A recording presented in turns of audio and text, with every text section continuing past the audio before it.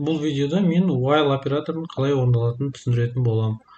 Сонымен алдымен біз I деген айнымалы енгізіп алайық, әрі while деген операторды жазып шығайық.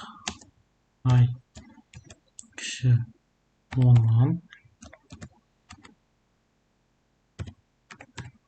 Яғни бізде while операторы бізде мынандай белгілі бір шарт.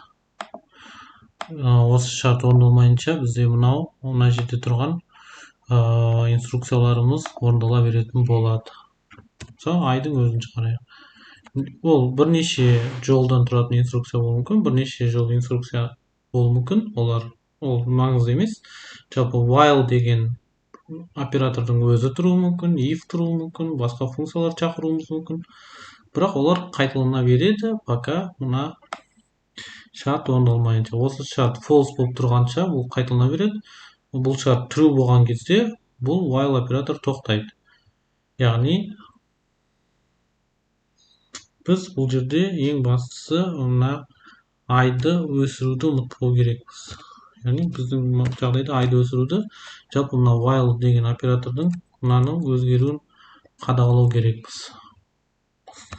Одан кейін мына жақта жазып қояйық, яғни while'дан бұрын, яғни while'дан кейін, яғни after while.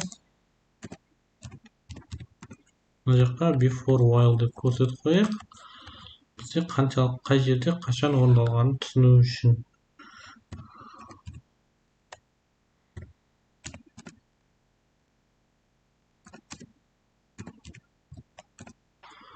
Енді мынаны дыбысқа жетсек, біздің жағдайымызда бұл міне орындалып шықты.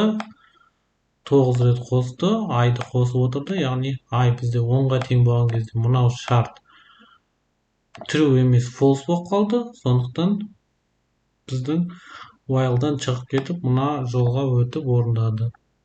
Егер біздің шартымыз қате болса, яғни әр уақытта қате болса, мысалы мына 10-ға тең болса, онда біздің while операторымыз мүлдем орындалмайды. Яғни шартты тексереді, бірден шығып кетеді. Егер біздің while операторымыз әр уақытта да true болса, мысалы мынау операцияны ұмытып кетсек, онда біздің while операторымыз шексіз көп орындала береді де, біздің программамыз ең соңында мына жолға жете алмай қалады.